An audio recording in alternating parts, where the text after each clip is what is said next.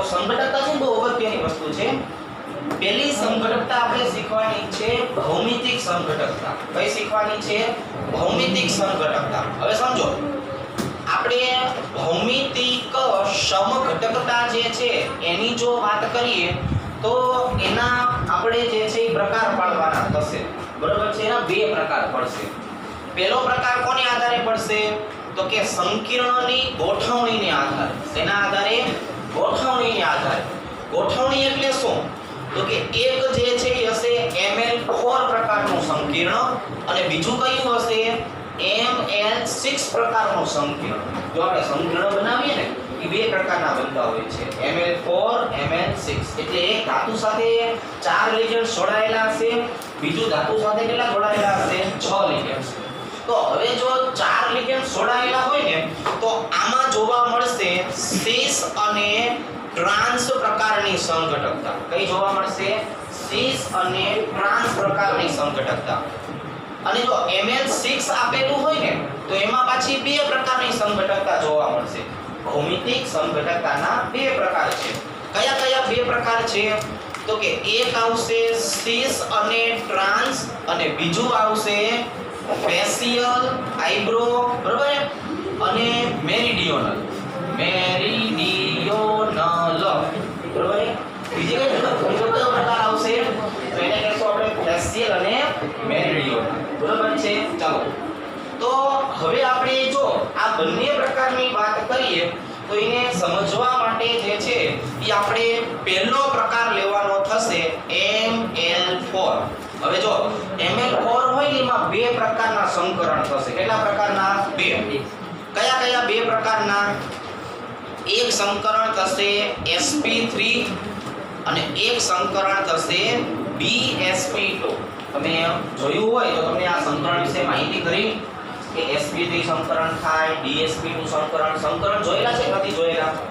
જોયું. તો જો ત્યારે આપણે કીધેલું હતું કે sp3 સંકરણ થાય ને એના પાછળનું કારણ છે નિર્બળ લિગેન્ડ્સ. કોણ કારણ છે? નિર્બળ લિગેન્ડ્સ. અને નિર્બળ લિગેન્ડ્સ થી જ્યારે બનતું હોય કે નહીં ત્યારે આમાં કયો આકાર જોવા મળે? સમચતુષ્ફલકીય.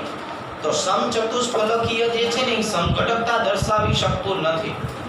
આમાં સંઘટકતા જે છે એ જોવા મળતી નથી. તો હવે આપણે વાત કરવી પડે dsp2 સંકરણની. ઈ કોનાથી થશે? તો કે એ થવાની છે પ્રબળ લિગેન્ડ દ્વારા. કોના દ્વારા થશે? પ્રબળ લિગેન્ડ્સ હોય ને એના દ્વારા થાય. હવે જો પ્રબળ લિગેન્ડ્સ દ્વારા થાય કે નહીં ત્યારે એનો આકાર કયો બનશે? સમતલીય સમચોરસ પ્રકારનો. કેવો બનશે? સમતલીય સમચોરસ. અને સમતલીય સમચોરસ બને તો એમાં આપણને સંઘટકતા જોવા મળશે. પણ એના માટે ખાસ કરીને તમારે જોવું પડશે કે અહીં ઓછામાં ઓછા બે પ્રબળ લિગેન્ડ્સ જે છે એ બે પ્રબળ લિગેન્ડ્સ આવેલા હોવા જોઈએ. બરોબર છે? કેટલા હોવા જોઈએ? બે પ્રબળ લિગેન્ડ્સ જે છે એ આવેલા હોવા જોઈએ. તો હું પહેલા લખી નાખું છું કે ભાઈ નિર્બળ લિગેન્ડ્સ જે છે એ કયા થશે અને પ્રબળ લિગેન્ડ્સ જે છે એ કયા થશે. તો પ્રબળ હોય ને એમાં સૌથી વધારે પ્રબળ કોણ? કાર્બોનિલ. કાર્બોનિલ પછી કોણ આવશે? સાયનાઇડ.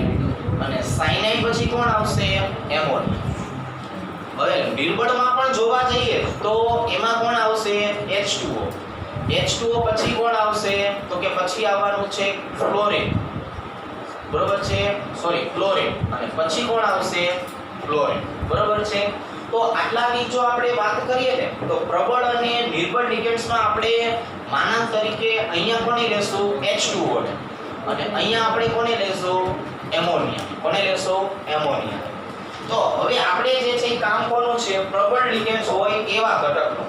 બરોબર છે? એક કામ કરો, એમોનિયા અને ક્લોરિન લઈએ. શું લઈએ? ક્લોરિન. એટલે આપણે ઓલા સિસ પ્લેટિનના ઉદાહરણ દ્વારા સમજાવી શકાય. હવે તો Ml4 માં શક્યતા કેટલી જોવા મળવાની છે? બે પ્રકારની. કયા કયા બે પ્રકારની શક્યતા જોવા મળશે? એક હશે સિસ અને બીજું કયું હશે? ટ્રાન્સ હોવાનું. પણ સમતલીય સમચોરસ આકાર કેવો હોય? આ પ્રકારનો હોય ને, ખ્યાલ આવશે? તો હવે આ જે સમતલીય સમચોરસ જે છે ને એમાં એક ખૂણા ઉપર કોને મૂકી દેવાનું? A. બીજા ખૂણા ઉપર કોને મૂકી દેવાનું? A. આ બાજુએ B, આ બાજુએ B. આપણે શીખેલા છીએ કે કોઈ પણ બે સમાન પરમાણુ કે સમાન અણુ સીધા સરખા હોય, કેવા હોય? સીધા સરખા. તો આવા બંધારણને શું કહેવાનું છે? સીસ કહેવાનું છે. શું કહેવાનું? સીસ. અને માની લ્યો આવી રીતે કે ભાઈ અહીંયા જે છે એ કોણ આવેલું છે? તો કે અહીંયા જે છે એ આવેલું છે આવી રીતે કે એ બંધારણ અહીંયા છે, એ બંધારણ એની સામે છે, બી અહીંયા છે, બી અહીંયા છે. તો આ બંને કેવા આવ્યા? ત્રાંસા. તો આપણે અહીંયા પણ શીખેલા છીએ કે જો કોઈ પણ ઘટક ત્રાંસા સરખા હોય, કેવા હોય? ત્રાંસા સરખા. તો આ ત્રાંસા સરખા ઘટકને શું બોલશો? ટ્રાંસ બોલશો. શું બોલશો? ટ્રાંસ. તો આ કોના માટેની વાત થઈ? Ml4 માટે, કે જેમાં માત્ર બે જ શક્યતા છે. કઈ બે શક્યતા? સિસ અને ટ્રાંસ. પણ હવે સાંભળજો, આપણે આનું ઉદાહરણ જોવું છે. તો શેમાં આવા પ્રકારની ઘટના જોવા મળે છે? તો કે પ્લેટિનમ બે અણુ એમોનિયાના અને બે અણુ ક્લોરીનના. હવે પ્લેટિનમ સાથે એમોનિયા અને ક્લોરીન જોડાયેલું હોય એને શું કહેવાય? સિસ પ્લેટિન.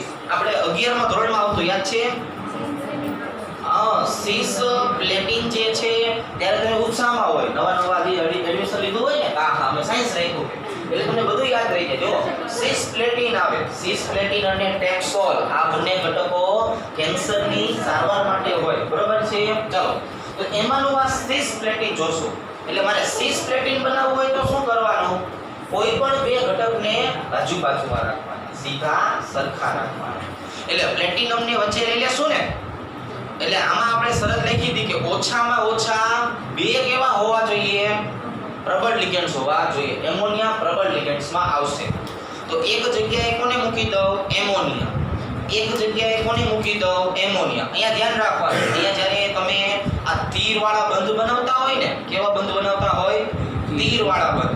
ત્યારે તીર જે હોય એનો છેડો હંમેશા કોણ હોવો જોઈએ? સંવર્ગ સ્થળ નિર્દેશથી. કોનાથી હોવું જોઈએ? સંવર્ગ સ્થળ નિર્દેશથી. આ બાજુએ કોણ આવશે? ક્લોરીન. અને આ બાજુએ ક્લોરીન. બરાબર? ક્લોરીનમાં કોણ નજીક હોવું જોઈએ? અહીંયા કેમ આપણે એમોનિયા દેખાડ્યું એટલે નાઇટ્રોજન લખ્યો. અહીંયા નાઇટ્રોજનથી તીર છૂટવું જોઈએ. તો ક્લોરીનમાં કોનાથી છૂટવું જોઈએ? વિમન તીર. એવું ન હોય ને કાર્બન અને આયન, એવું નથી ને? તો અહીંયા જે આપણે બંધારણ બનાવ્યું ને એમાં જો આ બંને મેં કેવા રાખ્યા છે?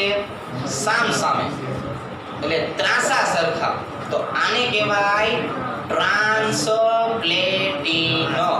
ટ્રાન્સપ્લેટિનનો ઉપયોગ શેમાં પણ થતો નથી. જો બંધારણ હોય ને આને અવકાશીય વિન્યાસ કહેવાય. શું કહેવાય? અવકાશ વિન્યાસ. તો અવકાશીય ગોઠવણીમાં છે ને હંમેશા બે ઘટકો બનતા હોય, પણ બેમાંથી કોઈ એક ઘટક સક્રિય હોય અને બીજું કેવું હોય? નિષ્ક્રિય. ઉદાહરણ તરીકે વાત કરીએ, ગ્લુકોઝ બે પ્રકારના હોય, ડી ગ્લુકોઝ અને એલ ગ્લુકોઝ. પણ એમાંથી ઊર્જા શેમાંથી છૂટી પડે? ડી ગ્લુકોઝમાંથી. એટલે તમને ચક્કર આવીને હેઠા પડી જાવ ત્યારે તમને જે છે ગ્લુકોઝનું પાણી પીવડાવે ને એમાં માત્ર શું લખ્યું હોય? ગ્લુકોન ડી. એમાં લખ્યું હોય શું? D glucose. એમાં શું હોય? D glucose. મોટા ભાગની જે દવા બનતી હોય કે નહીં, ઈ દવા જે છે એ S વિન્યાસથી બનતી હોય. શેનાથી બનતી હોય? S. એટલે R વિન્યાસ અને S વિન્યાસ આવે. એમાંથી S વિન્યાસથી મોટા ભાગની દવા બનતી હોય. એમિનો એસિડની વાત કરીએ, એમિનો એસિડ જે છે આપણે 20 એમિનો એસિડ હોય, એમાંથી 10 કેવા હોય? આવશ્યક અને 10 કેવા હોય? બિન આવશ્યક. એમાંથી મોટા ભાગના જે છે ઈ L વિન્યાસ ધરાવતા હોય. કયો વિન્યાસ ધરાવે? L વિન્યાસ. તો હકીકતમાં કોઈ પણ સંઘટકોની આપણે ચર્ચા કરીએ ને, એ સંઘટકો બે પ્રકારના હોય, પણ આ બેમાંથી કોઈ એક જ કેવું હોય? ક્રિયાશીલ, અને એક કેવું હોય? બિન ક્રિયાશીલ. તો એવી રીતે આપણે કીધું કે જો સિસ અને ટ્રાન્સ બન્યા, પણ એમાંથી ઉપયોગી કોણ? સિસ. એટલે હવે આપણે અહીંયા લખી નાખીએ છીએ કે અહીંયા આવી જશે પ્લેટિનમ અને એની સાથે આપણે કોને જોડી દેશું? અહીંયા એમોનિયા, અહીંયા પણ એમોનિયા, અહીંયા ક્લોરીન, અહીંયા પણ ક્લોરીન. એટલે આ જે બંધારણ છે કે જેની અંદર આપણે એમોનિયાને બાજુમાં રાખેલા છે, એટલે આને શું કહેવાય? સિસપ્લેટિન કહેવાય. શું કહેવાય? સિસપ્લેટિન. તો જો ભૌમિતિક સમઘટકતા જે છે એ ભૌમિતિક સમઘટકતાનો આપણે આ પહેલો જે છે એ મુદ્દો સમજાવ્યો કે એમાં Mn4 આધારિત. હવે સમજો, હવે આપણે શેને આધારિત શીખવાનું છે? તો કે હવે Mn6 આધારિત. એમાં બે શક્યતા હશે. કઈ બે શક્યતા? સિસ ટ્રાન્સ અને ફેશિયલ મેરીડિયોનલ. પણ આમાં જો અંદર ઘણું બધું આવશે એટલે થોડુંક સમજવામાં ધ્યાન રાખજો. અંદર ઘણું બધું કરવું પડશે. તો જે વસ્તુની જરૂરિયાત છે એ વસ્તુને પકડીએ આપણે. ચાલો, તો હવે આપણે આ ઘટકને સમજાવવું હોય તો કઈ રીતે સમજાવશું? ચાલો, પહેલા આપણે લખી નાખીએ છીએ Mn6. ખ્યાલ આવશે ને? તમે આ મુદ્દો જોયેલો છે એક વાર? જોયેલો છે? Mn6 ના કઈ પ્રકાર પડ્યા હતા આપણે? કયા પ્રકાર પડ્યા હતા?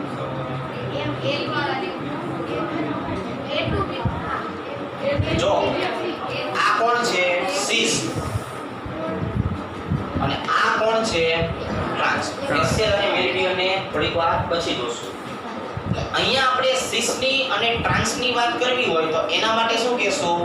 Ma2B4 કહેશું. શું કહેશું? Ma2B4. આવી રીતે નો લખવું હોય, થોડું વધારે ડીપમાં જવું હોય તો શું કહેશું? Ma2BCD અને E હોતર કહી દો. મૂળ સિસ અને ટ્રાન્સ શબ્દ જે છે એ કોની સાથે સંકળાયેલો છે? A2 સાથે. કોની સાથે?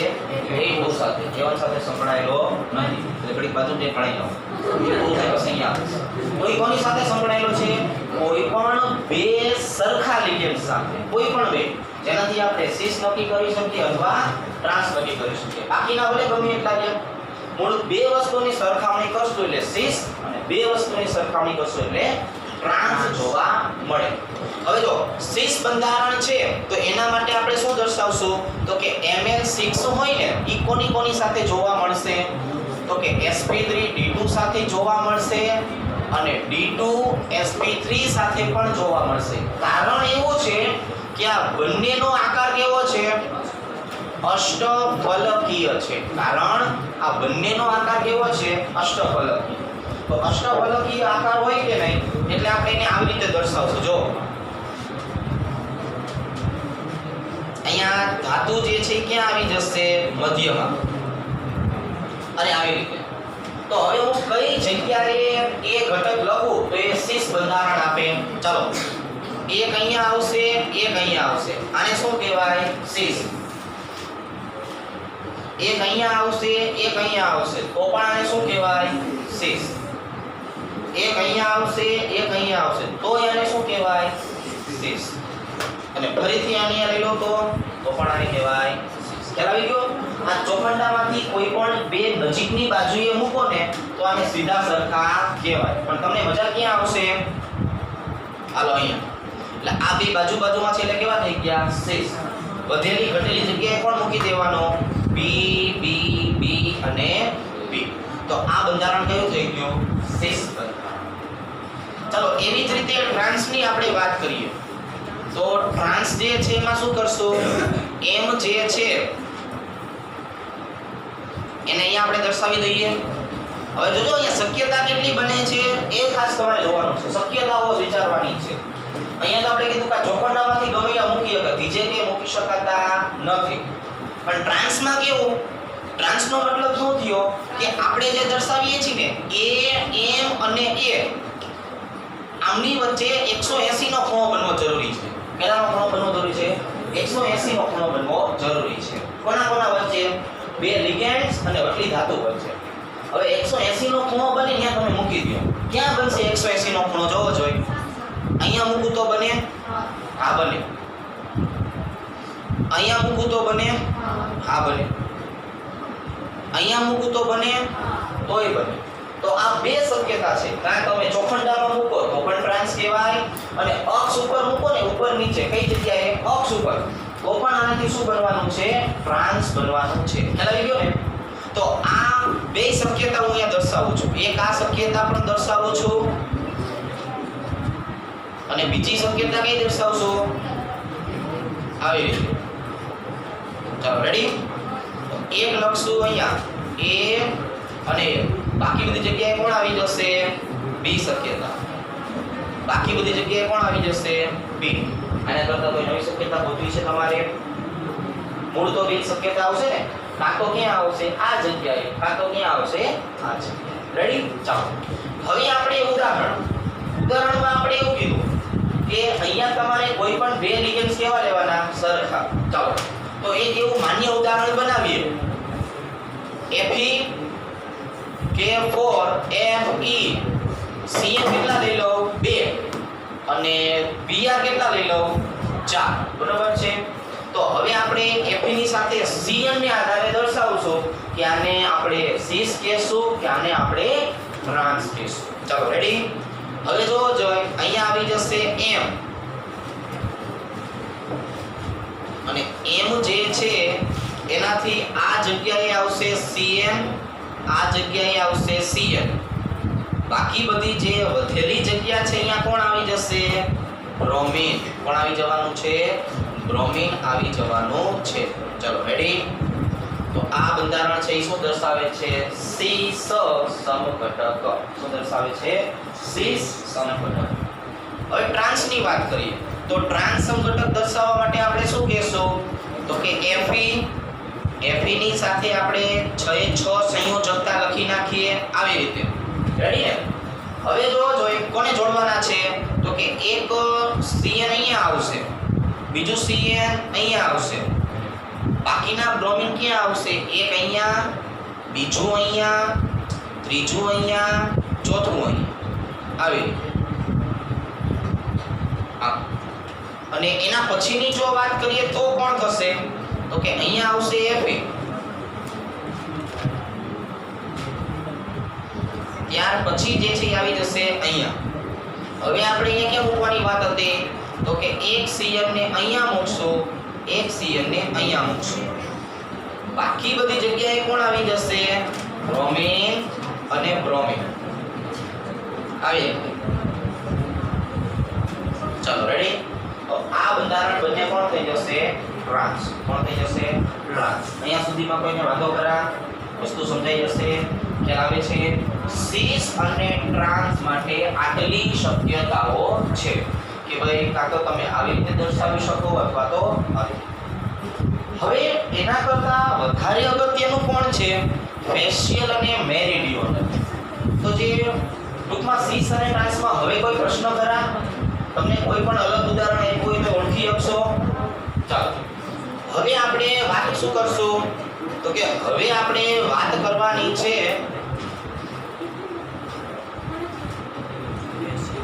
ફેશિયલ અને મેરિડિયોનલ. તો જો ફેસ નો મતલબ થશે બાજુ.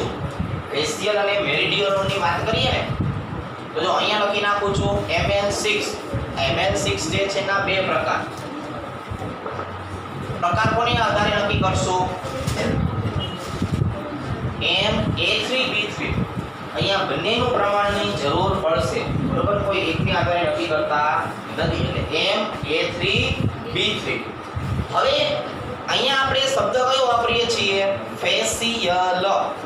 એટલે આનો મતલબ થાય બાજુ. ફેસ મતલબ શું થાય? બાજુ થાય. અને બીજો પ્રકાર જોવાનો છે મેરિડિયોનલ. બીજો પ્રકાર કયો શીખવાનો છે? મેરિડિયોનલ. હવે મેરિડિયોનલ નો મતલબ શું થશે? ખૂણો. આપણે કાટકોણ ત્રિકોણ દર્શાવતા હોય કે નહીં એમ એનો ખૂણો થશે. આપણે શું દર્શાવવાનું છે? ખૂણો દર્શાવવાનો છે. કાટકોણ ત્રિકોણ જે બનતું હોય કે નહીં એવું બનશે. કેવું બનશે? કાટકોણ ત્રિકોણ બનતું હોય ને એવું બને. તો કઈ રીતે કાટકોણ ત્રિકોણ બનશે? ચાલો જો તો આ બે વસ્તુ તમને શીખવાડું છું. બરાબર છે? હવે એક આપણી પાસે જે છે એ કોણ છે? m. એટલે એની કેટલી સંયોજકતા આવી જશે? તો કે ભાઈ 6. હવે આમાં ગોઠવણી એવી રીતે કરવાની છે જેનાથી બાજુ બને. શું બને? બાજુ. હવે બાજુ આવી રીતે બનાવશું. એને અહીંયા મૂકો, એને અહીંયા મૂકો, એને અહીંયા મૂકો. બરાબર? ચાલો b ને ક્યાં મૂકશું આપણે? આ જગ્યાએ, આ જગ્યાએ, આ જગ્યાએ. એને આપણે ગોઠવો ને એટલે શું થયું? આ અહીંયા આવશે, આ અહીંયા આવશે, આ અહીંયા. એટલે આ ચોરસ છે. એમાં એક લિગેન્ડ ક્યાં છે ઉપર, એટલે ત્રિકોણથી ચોરસનો આ ખૂણો, ત્રિકોણથી ચોરસનો આ ખૂણો, એટલે અહીંયા શું બનશે, એક ત્રિકોણાકાર બાજુ બનશે. શું બનશે? ત્રિકોણાકાર બાજુ બનશે. આવી રીતે. એવી જ રીતે શું કરવાનું, આ B ને એકબીજા સાથે જોડો.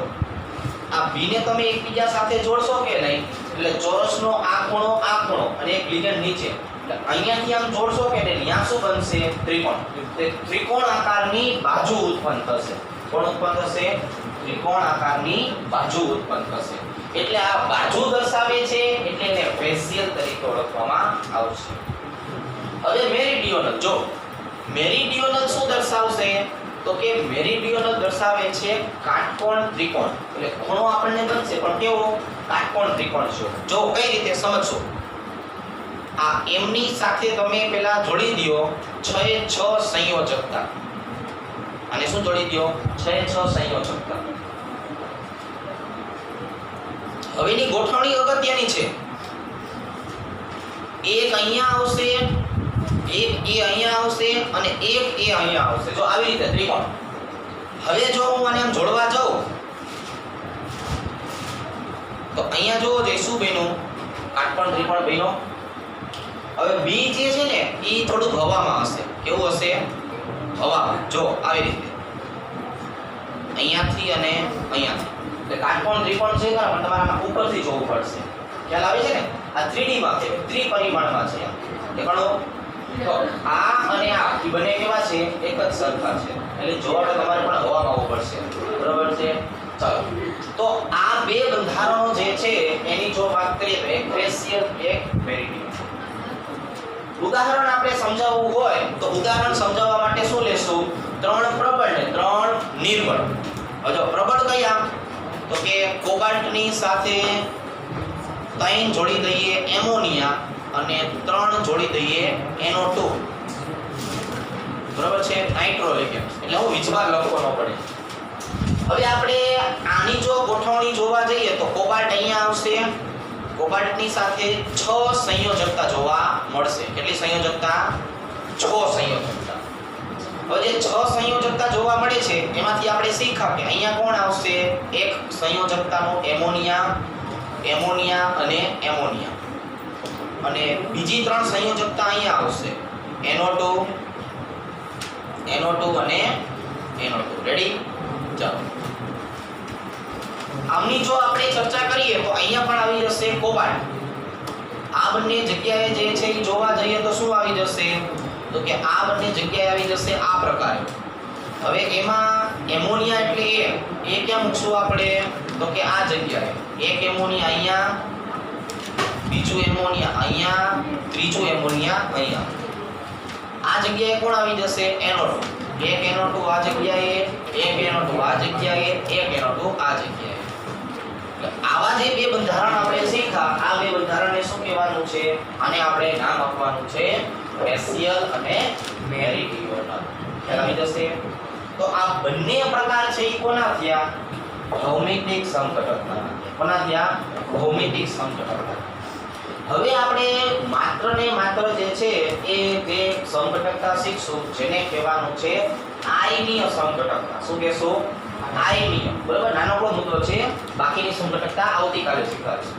તો અત્યારે જે શીખશું એ કયું છે, આયનીય સમઘટકતા. ચાલો, બીજા નંબરનો મુદ્દો છે આયનીય સમઘટકતા. આયનીય સમઘટકતા એટલે શું થાય કે તમે કોઈ પણ સંકીર્ણ હોય ને એને પાણીમાં નાખો, એટલે પાણીમાં નાખવાથી એનું આયનીકરણ થશે. શું થશે? આયનીકરણ. અને આયનીકરણ દ્વારા જે છૂટા પડતા આયન જે છે એ આયનને ગોઠવણી જે છે એ કેવા પ્રકારની છે, એ લિગેન્ડ્સ તરીકે વર્તે છે કે ઋણ આયન તરીકે વર્તે છે, એના પ્રકારને આધારે નક્કી કરવામાં આવે છે આયનીય સમઘટકતા. અને આપણે શું નામ આપવાનું છે, આયનીય સમઘટકતા નામ આપવાનું થશે. ચાલો, તો હવે આયનીય સમઘટકતાની વ્યાખ્યા સમજાઈ જશે. અણુસૂત્ર સમાન.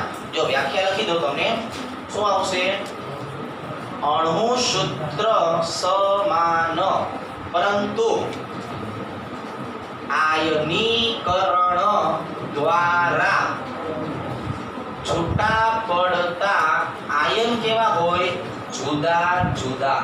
તો આને કહેશું આપણે એની આયનીય સંઘટકતા. શું કહેશું? આયનીય સંઘટકતા. બે ઉદાહરણથી સમજાવું છું, બરાબર છે? બે ઉદાહરણ આપણે લઈએ. પહેલું ઉદાહરણ જો, અહીંયા આપણી પાસે આવેલું છે કોબાલ્ટ. કોબાલ્ટની સાથે આપણે અહીંયા જોડેલું છે એમોનિયા 4 અણુ, બ્રોમિનના 2 અણુ અને ક્લોરીનના 2 અણુ. આને નાખો પાણીમાં. બીજું આપણે બંધારણ આવું લેશું. કોબાલ્ટ, એમોનિયાના 4 અણુ, ક્લોરીનના 2 અણુ અને બહાર આવી જશે બ્રોમિનના 2 અણુ. આને નાખો પાણીમાં. ચાલો હવે આ બંને ઘટકોને પાણીમાં નાખો તો શું છૂટું પડશે? પેલું, આને આપણે પાણીમાં નાખીએ તો બને છે આવું: કોબાલ્ટ, એમોનિયા 4 વખત, બ્રોમિન 2 વખત, એટલે અહીંયા વિચાર આવશે +2.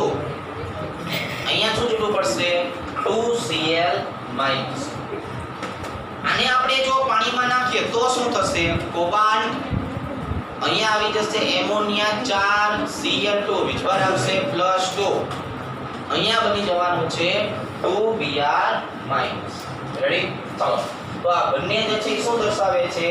આયનીકરણથી છૂટા પડતા આયન કેવા થયા? જુદા જુદા. પણ બંનેનું અણુસૂત્ર જોવા જઈએ તો અણુસૂત્ર કેવું થઈ જાય? એક જ સમાન. ચાલો એના પછીનું એક ઉદાહરણ જોઈએ. અહીંયા આવી જશે ક્રોમિયમ. ક્રોમિયમની સાથે જોડવાનું છે H2O 4. અંદરની બાજુએ આવી જશે SO4, બહારની બાજુએ આવી જશે કાર્બોનેટ. નાખો પાણીમાં. બીજો અણુ ક્રોમિયમ, H2O કેટલી વખત? 4 વખત.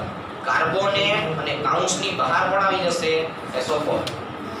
આ બંનેને પાણીમાં નાખી અને એનું જો આયનીકરણ કરીએ તો શું મળવાનું છે? તો મળશે આવી રીતે: ક્રોમિયમ, H2O ની સંખ્યા કેટલી થઈ ગઈ? 4. SO4 કાઉન્સની ઉપર આવશે +2 વીજભાર પ્લસ એક અણુ કાર્બોનેટ -2. બીજાની જો આપણે વાત કરીએ તો અહીંયા શું આવી જશે? તો કે અહીંયા આવી જશે ક્રોમિયમ, H2O 4 વખત, કાર્બોનેટ +2 અને પ્લસ એક અણુ આવી જશે SO4 -2. રેડી? શું સમજાઈ જશે? તો આ બે પ્રકારની સંઘટકતા જે છે એ સંઘટકતા આપણે આજના દિવસમાં શીખ્યા. બાકીની સંઘટકતા આના કરતા પણ અગત્યની છે, એટલે આપણે વ્યવસ્થિત ટાઈમ લઈને અને ધ્યાન લઈને જે છે એ સમજશું. બરોબર છે? કચવાટા જીવે જે કામ કરીએ એ અધૂરું થાય. બરોબર છે? તો આજ માટે આપણે અહીંયા સુધી રાખીએ છીએ.